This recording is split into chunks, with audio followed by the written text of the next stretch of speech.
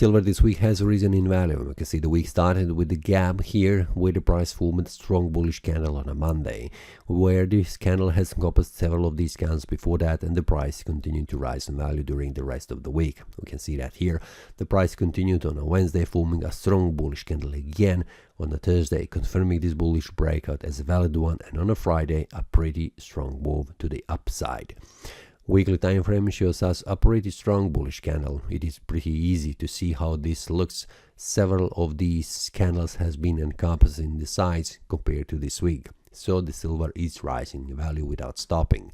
So what we can make as a conclusion for the next week, I am expecting that the price will continue to rise in value still.